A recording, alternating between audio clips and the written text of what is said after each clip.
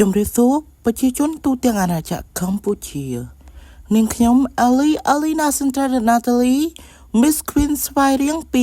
2025 Welcome to ស្វាយរៀង Province ខេត្តស្វាយរៀងគឺជាខេត្តមួយដែលស្ថិតនៅភូមិភាគអាគ្នេយ៍នៃប្រទេសកម្ពុជាដែលមានក្រុងចំនួន2និងស្រុកចំនួន6ក្រុងស្វាយរៀងក្រុងបាវិតស្រុកកំពង់រោស្រុកស្វាយជ្រុំស្រុកស្វាយទាបស្រុករមាសហែកស្រុករំដួលនិងស្រុកចន្ទ្រាហើយខេត្តស្វាយរៀងក៏មានទន្លេមួយដែរដែលមានឈ្មោះថាទន្លេវ៉ៃគោដែលជាតំបន់ទេសចរណ៍សម្រាប់ភ្ញៀវជាតិនិងភ្ញៀវអន្តរជាតិដើម្បីទស្សនានិងដើរកម្សាន្តផងដែរហើយខេត្តស្វាយរៀងក៏មានជាប់ជាមួយនឹងខេត្តចំនួន3ផងដែរ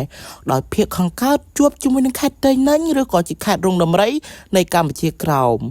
ចំណែកឯខាងត្បូងជាប់ជាមួយនឹងខេត្តឡុងអានឬក៏ខេត្តកំពង់កូននៃកម្ពុជាក្រោមចំណែកឯភាគខាងលិចជាមួយនឹងភាគខាងជើងជាប់ជាមួយនឹងខេត្តព្រៃវែងហើយមានទំហំផ្ទៃដី 2966 ម៉ែត្រការ៉េឬស្មើ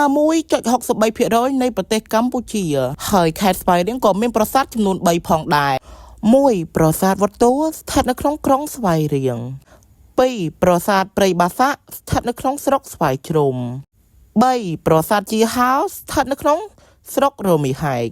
ជាចុងក្រោយនាងខ្ញុំ Alina Central Natalie Miss Queen ស្វាយរៀង2025ក៏សូមអរគុណទៅដល់អ្នកទាំងអស់គ្នាសម្រាប់តាមដានទស្សនា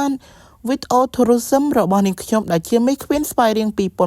2025នាងខ្ញុំសូមជូនពរឲ្យអ្នកទាំងអស់គ្នាធ្វើដំណើរទៅណាមកណាប្រកបដោយសុខសុវត្ថិភាពសូមជម្រាបលា